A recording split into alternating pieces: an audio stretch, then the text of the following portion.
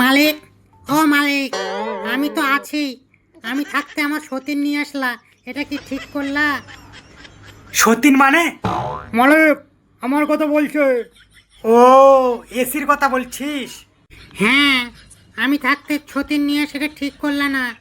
আমি কি তোমাকে কম হাওয়া দেই? মাঝে মধ্যে সিরিজ লাইনেও তো হাওয়া দেই। তারপরেও মালিক, তুমি আমার সাথে বিশ্বাসঘাতকতা করতে পারলে?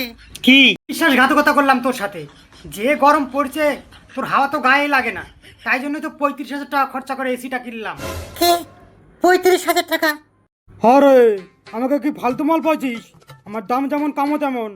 হ্যাঁ মালিক, তুমি 35,000 টাকা খরচা করে এই সতীন কেনার কি দরকার ছিল? 35,000 টাকা দিয়ে তো আমরা অল ফ্যামিলি চলে আসতাম। একটা ফ্যান লাগাতে ডান দিকে, একটা বাঁ দিকে, একটা নিচে, একটা উপরে, একটা মাথায় আর একটা পাছায়। ফালতু কথা বাদ দে তো।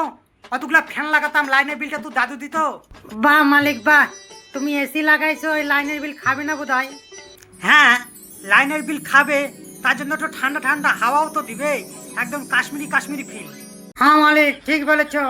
বাড়িতে এসি লাগাও আর কাশ্মীরি কাশ্মীরি ফিল পাও। মালিক, এতদিন তোমাকে গরম থেকে বাঁচালাম, এখন তুমি আমার সাথে এরকম বিশ্বাসঘাতকতা করতে পারলে?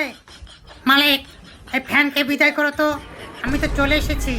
না রে, থাক, মশা খাতার জন্য কাজে লাগবে। কি মালিক, তুমি এত বড় কথা বলতে পারলে?